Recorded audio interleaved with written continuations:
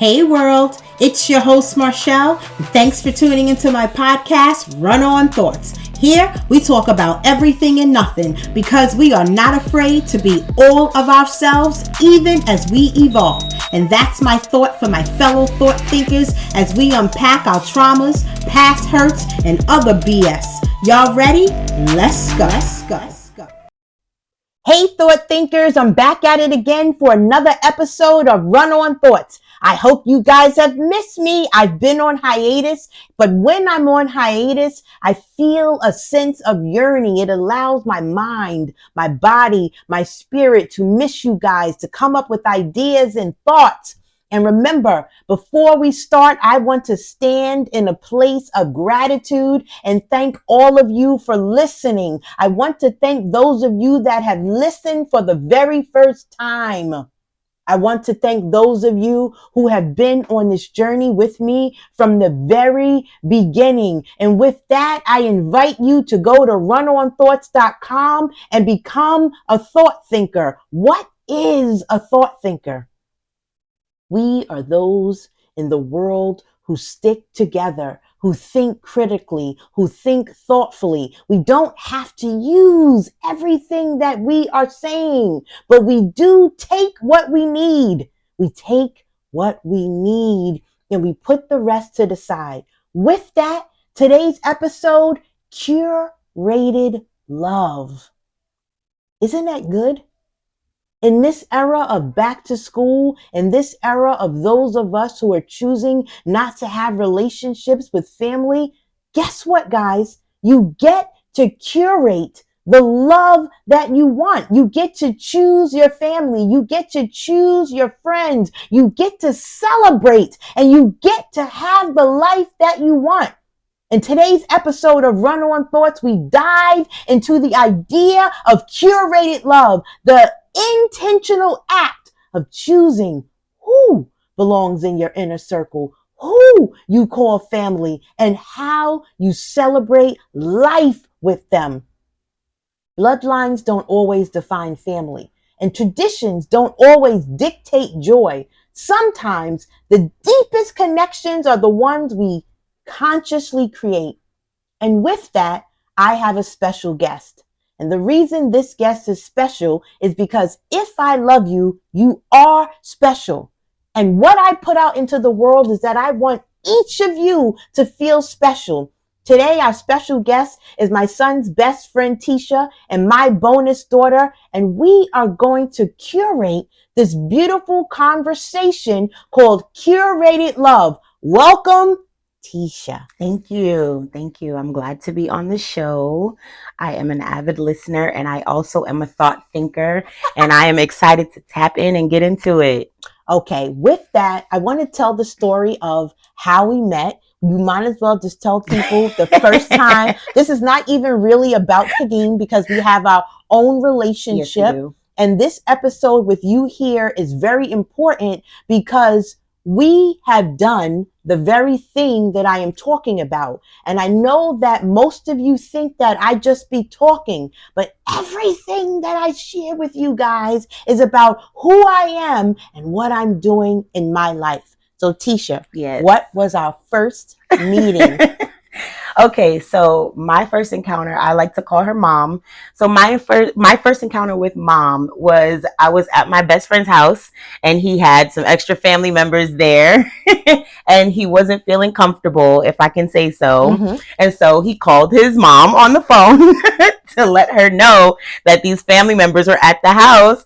And so Mom gets on the phone and she's on speaker and she's like, who the fuck is in my house? And I was petrified and terrified. I grew up in a Caribbean household. My mom has always made it a big deal that your home is sacred. And, you know, people who invite you into their home, you have to be very respectful. So therefore, I wasn't formally invited by her. So I was scared out of my skin. But I had a lot of respect for her because she's always been very bold and very upfront. And that is how we met first. So when did you fall in love with me? What happened? Do you know what happened? Yes. You do? Yes. Oh my God. I think I know what happened. I was going through my own transitions in life. Jamaicans like to call it force-ripe. The term basically means when you're kind of forced to grow up early, okay, or forced to accept mature responsibilities. And so I was at a point where I'm transitioning into adulthood. I was still a young adult. My parents were retiring and moving to Florida. And at that time, I was learning how to live on my own and how to take care of myself. And I was also learning how to ask for help. And during those times, I really took a lot of solace into my friendships and, you know, coming to my friends' houses a lot. And I feel like you were always very inviting and always letting me know that it's okay to ask for help. And if it's there, you know, accept it. And I feel like that was when I started to fall in love, so to speak, because food was always there. Yes. And a place to sleep was always there if I wanted it. Yes. And so it started to feel like home, and I felt less and less like a stranger each time. Yeah. There would be times where I would literally come over, eat, and go home. That's okay. That's okay with Right. me. Because remember, when you curate a family, what's happening, people don't realize, is that everybody plays a role. Right. And usually it's based in trauma, right? Yeah. Even my being that defensive over my son that day that you first met me was a response to my own childhood trauma. Right. No one is going to treat my child the way that they, whoever they are, treated me. Right. And so I've created a home that must have peace. But most people think, and you and I have had this conversation, most people think that kind people, good people, have to be nice people. Right. I am not a nice people. Right. I am a kind people. What that means is that I have curated a home that I call the Magic Garden. Right. In order to keep the Magic Garden magical, I have to be outside the Magic Garden, like you said, with moats and shooters. I'll kill you, motherfuckers. Instantly. Because inside the Magic Garden is love, is support. And if I feel like I create a safe space for good people. Now, see, there's a thing there. Yes. I saw that you are doing something in your life. This is not the layup like in Southern households. Your grandma will let your friends and your friends' friends and anybody lay up in her house and eat. I'm not that person. Right. Even though it may look like it, I'm not that person. My house is not for anybody. My house is for those trying to make a way out in the world for themselves. But the world is big and ugly. Yeah. So I want you to feel like when you're out there trying to claw through, this is home. Right. If you come through these doors and I say I love you, Tisha knows this. Yes. If I don't love you, I don't want to do shit for you. That's a fact, y'all. But if I love you, I will extend all of my resources. And Tisha will also tell you, although I'm not very physically emotional, I am spiritually emotional. Yeah. You can talk to me about anything. Yes. I'm not as judgmental as some of you may think that I am. You can say anything to me. Why? Because I recognize that we are all having a human experience. And because we're all having a human experience, there's not much she could say that I haven't been through. And I don't act like I wasn't a young woman or a young girl. I don't act like I got to act like those things didn't happen. I tell it all because when you are living in your truth, blessings will follow you. And I like to interject there. I think that for me, I grew up with a mother who kind of, for lack of a better term, always carried on like she was in the know. Yeah. And I don't believe it's because she wanted to act like she was perfect. Yeah. But just because she had to take on responsibility really early in life. Yes.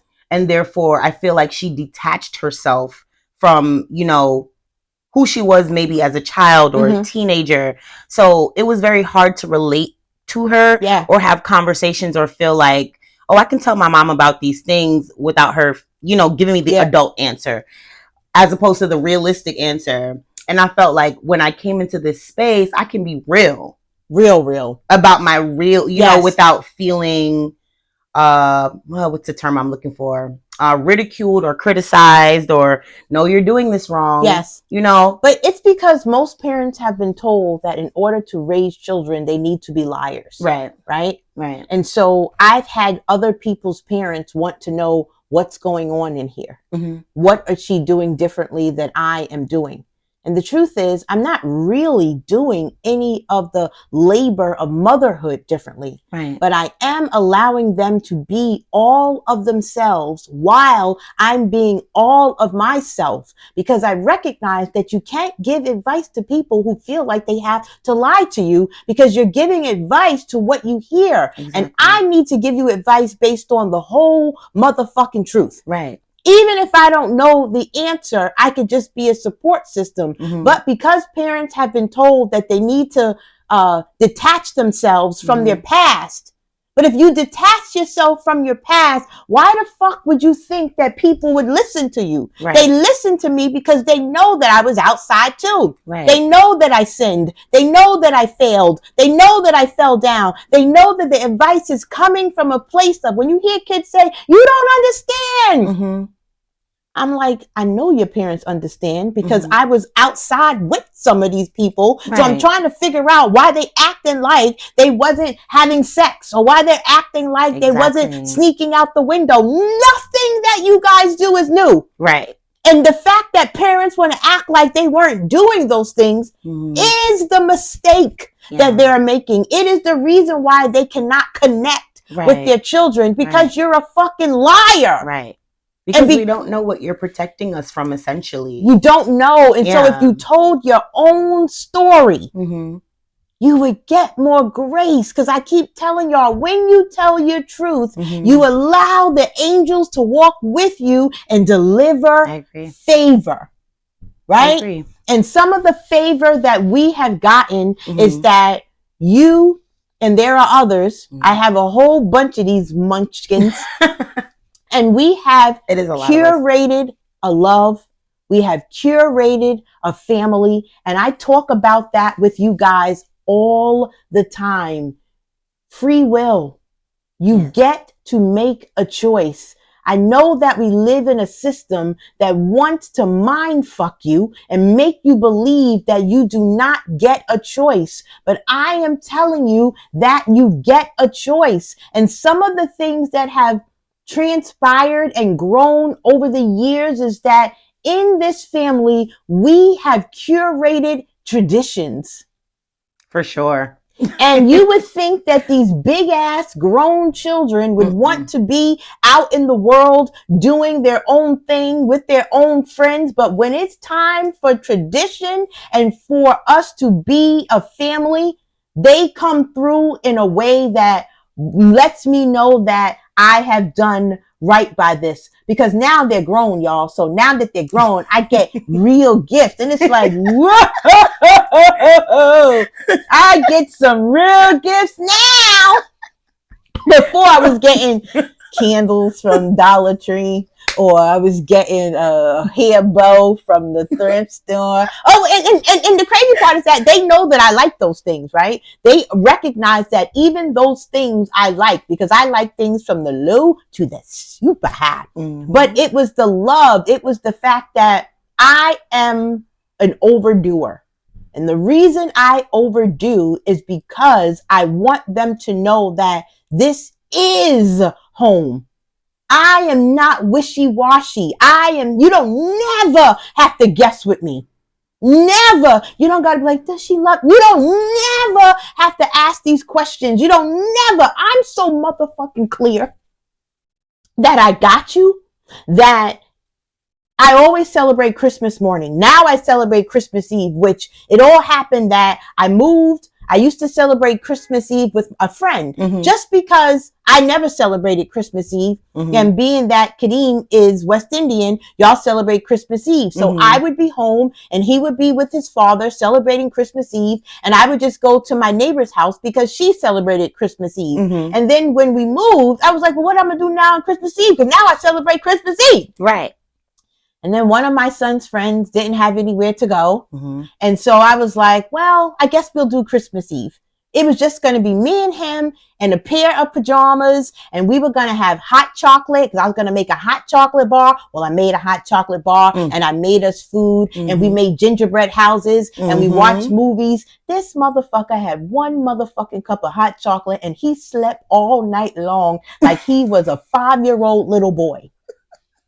And then I found out it's one of the best Christmas Eves he's ever had in his life. And I'm like, well, how? We didn't do nothing. We just, you went to bed. And then the next thing I know, the next year, here comes this one. Tisha's joining. She got here on Christmas Eve. So now I had to buy him pajamas, her pajamas, 2 sets of gingerbread houses, food. And now we are making gingerbread houses. And now the gingerbread houses has turned into a contest. And now everybody's sitting down, taking this shit seriously. They all grown, y'all, with their pajamas on, and we making gingerbread houses. And then the next year, it gets bigger. Aaron says, comes. Like, I'm coming. So now Aaron comes. This year, his cousin, what's her name? Navi. Or Kim.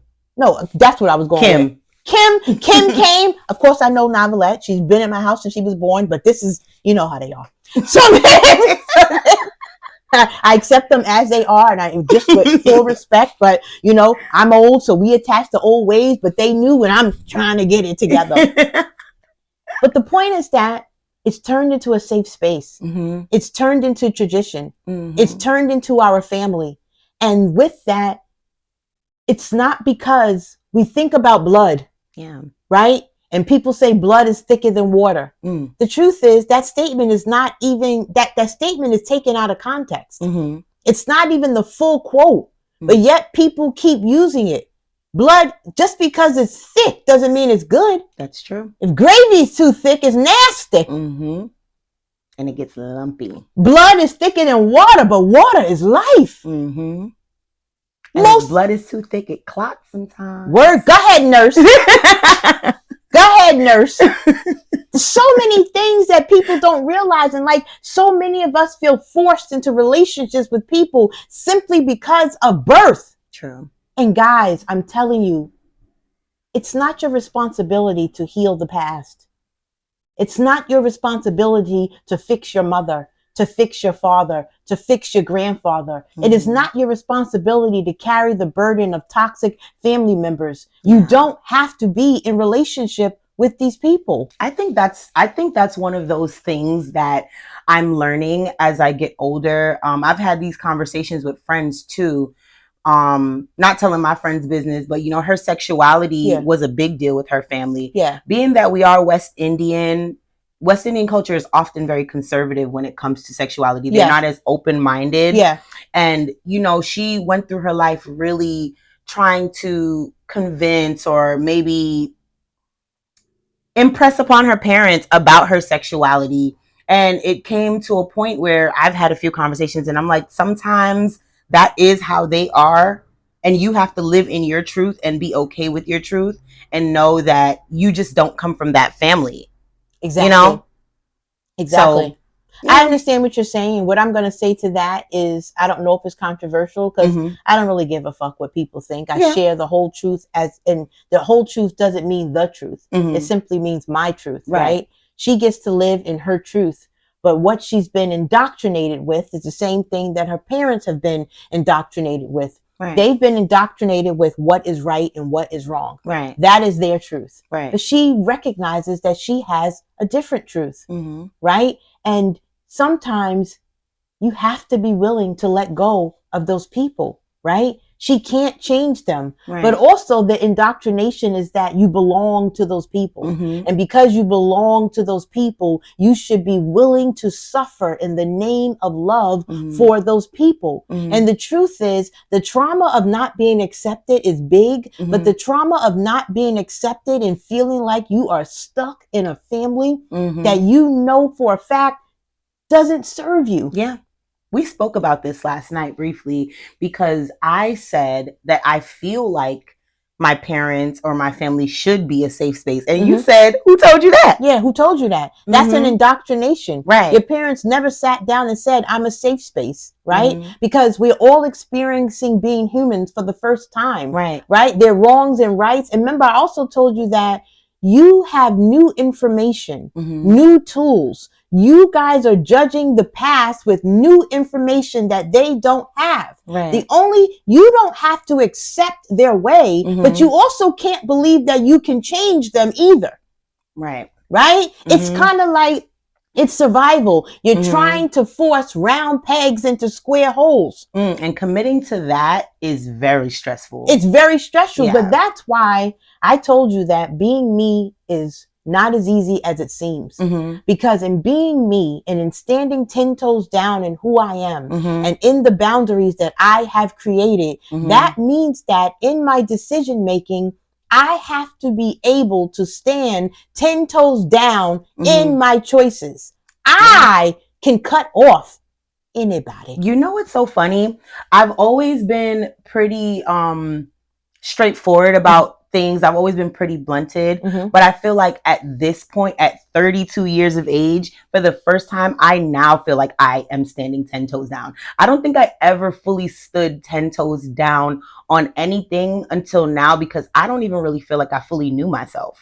Of course you didn't. Yeah. I didn't think I was confident enough. In the earlier stages of runONthoughts, I did podcasts about parenting, and I said, for those parents who have obedient children, you do not know that child. That child is not moving through the world as themselves. They are moving through the world as obedient. What obedient means is that that child is like a slave. Yes, sir. No, sir. That's not an identity. That's not a personality, right? So you were stunted. You were stunted in being Natisha. All you could be is what they told you to be. But as you have filtered through life, as you have had successes and grown and have stepped into your full boss lady era, now you feel like, it's kind of like how women are feeling with men now. Because I have agency, I can tell you my truth. Right. You don't have agency if you don't have agency or the ability to take care of yourself or the ability to fund yourself, you got to shut the fuck up. So you really may have known yourself, but self says, self, be quiet. Because self relies on other people for support. Absolutely. And validation. Now you're busting out of the biscuit case. Busting out. Because you have agency, because you have money, because you can take care of yourself. And something that you may not have considered, because you have curated a family. Oh, I have. You know what's so funny? I remember when you first started talking about curating like your life and your family. And I'm like, that is exactly what I have been determined to do all this time. Yeah. And I went through, I would call it an isolatory period, because I went through a period where I had to separate myself from my friends, and we are so codependent. Yes, they're codependent. They're the family, because you got to take one, got to take them all. Oh, yes. Yes. And I had to have an isolatory period. But in that time, I didn't even realize it, but I was building on curating my life, because I remember being in a space where I didn't feel free. And I was like, what I'm working towards slowly is that freedom, so to speak. Yes. And I did get to a point where I was able to get exactly what I wanted for myself and declare it for myself by blocking out the noise. And sometimes the noise happens to be my parents, through which I thought could have been a safe space. Yes, because the world told you that they should be a safe space. But just because someone is your parent doesn't mean that they know shit. Right. I'm not saying that they don't know shit. Of course. They may know different shit, right? But so many people are parenting people, right? I can't parent my son based on who I am and what I need, right? You start off that way. But as the child, and as you observe and you see that the child needs something different, you should be able to adjust. What I've learned is that most parents can't adjust, right? But because this is a skill, Tisha, that I have. Yeah.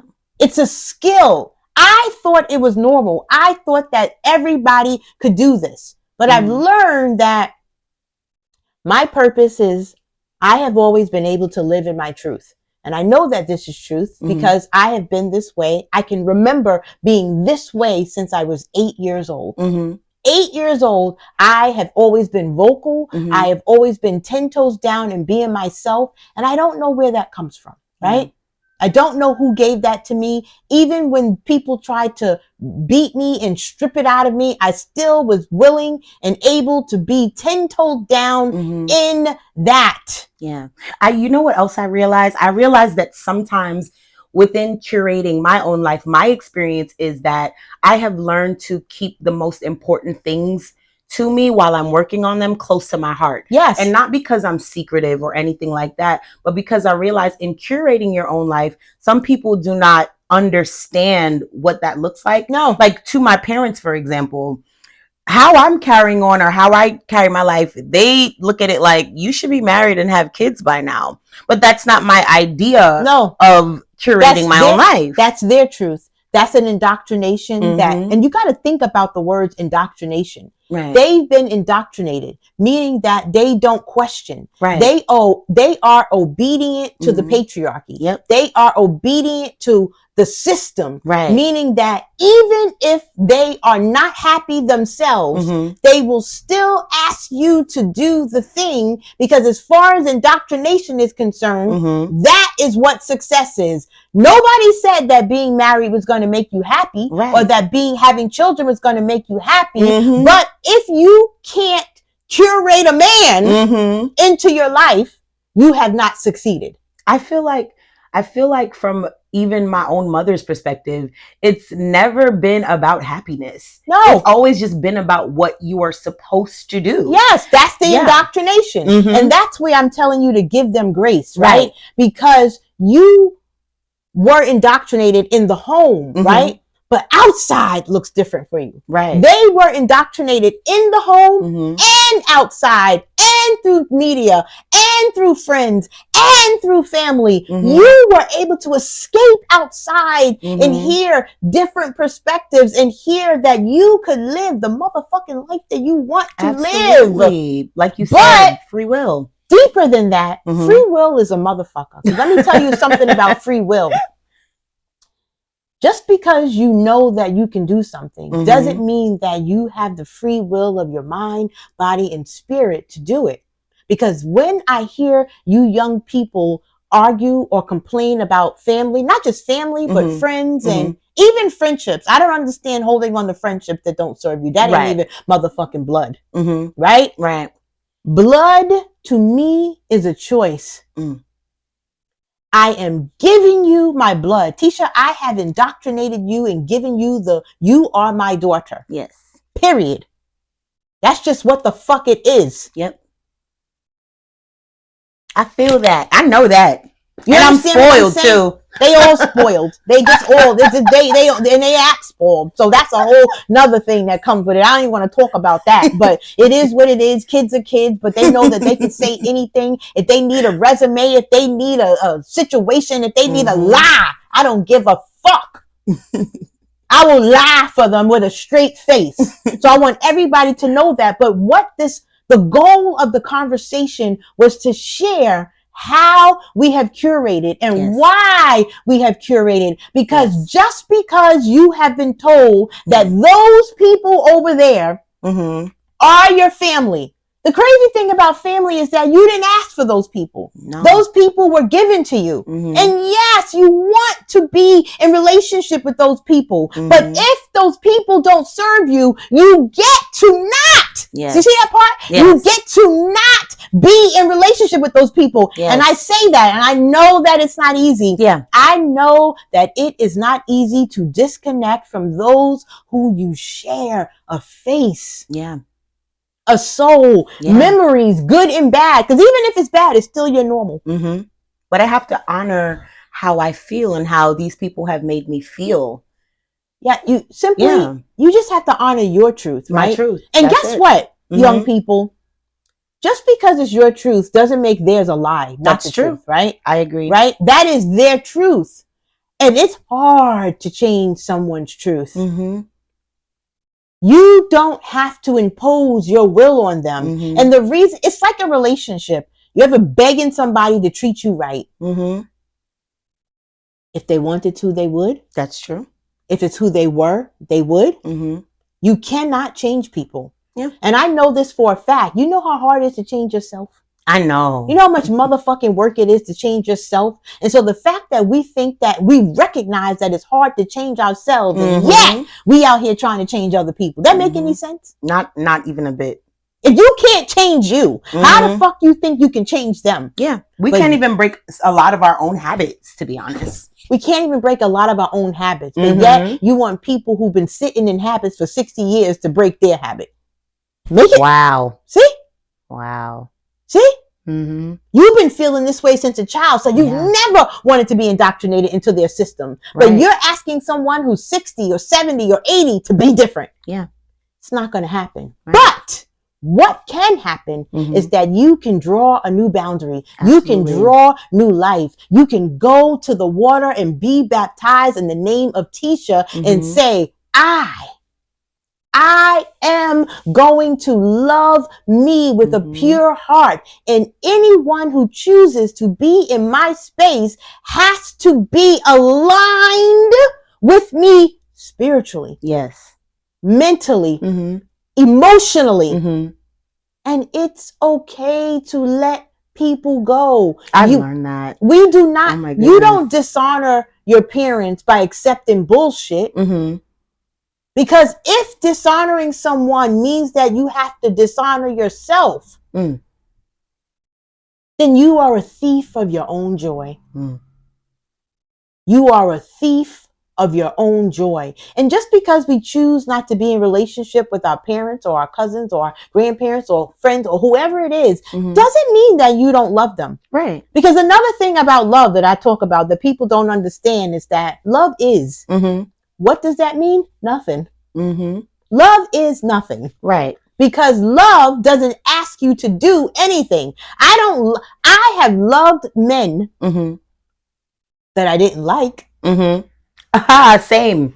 I have loved people that didn't do anything for my love or didn't do enough for my love. That's what I mean by love is. Love just is. Love is just a chemical reaction that jumps on from me to you. You don't have to do shit for the love, earn the love, be good for the love, be kind for the love. It just is. That's why relationships are so hard to break up, because the love part. I know you ain't shit. I know you was a lie. I know you was a cheat. I know you all these things, but and yet I still love you. I still love you. Because love just is. And so when people say, and it's do you not love that him? Complicated. No. I used to tell people that all the time. He was like, oh, you think you can fall in love? You think you can love?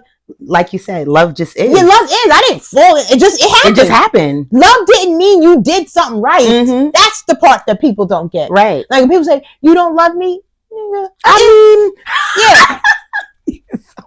I could love you. But you didn't do nothing for the love. At all. It's like they try to trick you and make you think that love means more than it means. Love is a chemical reaction to who you are. It's just something that happens that comes over me. But if love was enough, then you would be acting right. That's true. That's true. But since you ain't, we know that love just is. But I get to make a choice. I get to walk away from you even in the name of love. And I think that that's the beautiful thing. I think that you can love somebody enough to walk away. Because, first of all, love is self first, right? You have to create a relationship with yourself internally and externally.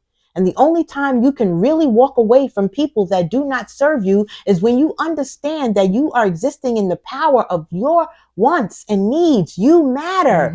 You matter. We live in a society that wants us to believe that we don't matter. And I'm not one of those people that believes in individualism, right? I believe in family, which is why I believe that you have to curate the family and the friends and the love and the job and you also have to curate a relationship with yourself. Yeah. When people say they are lonely, then I know people don't realize how much information they tell. Yeah. When you say you are lonely, I know that means that you do not know yourself, and you have not curated a relationship with yourself. So if you have not curated a relationship with yourself, how can you tell other people what you like? That's true. Of course you can't have another relationship with a man or a woman or family if you don't know what you require. I had a conversation with my therapist in the past, and she actually asked me that question. She asked me, I can't remember verbatim, but it was something along the lines of saying, like, do you prefer to spend more time with people or alone time? And without hesitation, I'm like, oh, I prefer to spend more time with people. And she was like, that says a lot. Like, that says a lot. Like, you prefer to spend more time with people than you spend with yourself. Like, just reflecting. And she wasn't saying that it was a bad thing. Yes, neither is a bad thing. Yeah. But if you can't spend time with yourself, what are you running from? Right. Who are you hiding from? What do you bring to the table of the family, of the friendships, if you don't know what you need, if you haven't unpacked the baggage, if you haven't gone through the shit? Now, the crazy thing about when I tell people to unpack, what they forget is that I still need you to repack. Right. Right? When you unpack baggage, you just don't leave the suitcase on the floor with all the shit, because we're still going on the journey of life. Right. And you still, right? If I'm going to Alaska, which I am, I need to pack differently from going to Tartula, which I am. You need to pack differently. And that's what curating love and curating a life. It's taking the baggage, unpacking it. Oh, you don't serve me. You got to go. All right, I like you. Oh, you bring me joy. And you repack the life. I learned through my friendships, like with Kadeem, for example, when we became friends, we met in middle school, but we didn't really become friends until we were young adults. Yes. And when I met him, for some reason, I just knew. I was like, he's my person. See? I just knew he was my person. And we've had our ups and downs in our friendships, but I was also committed to the idea of curating this friendship, because what was more important to me was his character and how I felt as his friend. Yes. Because I have had many friends throughout my life. I have never had a problem making friends. Yeah. But I've also had friends where it feels like my friendship is exhausting to them, and they're making me feel that way. Yes. But and that's how I knew my friendship was different with Kadeem. And that's okay, right? I think sometimes when I hear you guys complaining, I don't think you realize that if someone makes you feel like you do not belong, that is the universal energy telling you that you don't. Exactly. There is nothing to be upset about. It doesn't mean that those people are bad. What it means is that this relationship doesn't serve you and won't serve you. It's not for you, right? We don't have shared values. We don't have a shared system. Even with my girlfriends, I tell people all the time, I don't have that much. First of all, I don't got no friends. Either we family or we not. Right. That's it. Either I'm willing to ride for you or not. Right. There's no middle ground. There's no middle ground. My best friend, my sister Chris, we've been best friends from the first day we met. We have nothing and everything in common. Right. Nothing. And everything, because of the word you just said about Kadeem, character. Right? She's of good character. So many times I see people on social media not wanting to be friends with people because this one don't make no money, or because this one make money, or this one dress fly, or this one dress fly. And I'm like, huh? Y'all are going to turn 50 years old. That's why y'all in Miami would ruin friendships. Oh my gosh. You would think it's a myth. It's a real thing. Because y'all are not friends to begin with. Because y'all lack character. Because you are choosing friendships based on who dresses fly. You are choosing friendships based on who gets their hair done. You are choosing friendships based on who can get money. None of those things are character building. None of those things say that somebody will take care of you when you are sick. None of those things will say that the one who does have the money will give it to you if you need it. None of those things are the person who will go pick up your baby from daycare. None of those things are character traits. Exactly. You can't curate with shit. That's true. That's true. And even in curating, everybody in the family of the curated family shouldn't look alike. Because if that's the case, you can take your ass back home to the toxic family and keep those people. Curating a family built in love means that it starts with you. You have to love yourself first. You have to decide that love and boundaries and kindness and joy and happiness and traditions. We get to make our own traditions. That is what we do together. We have built a family that works and that people on the outside want to be in this motherfucker. Oh yeah. Bad. And with that, I'm tired of talking to you guys. Bye. Bye.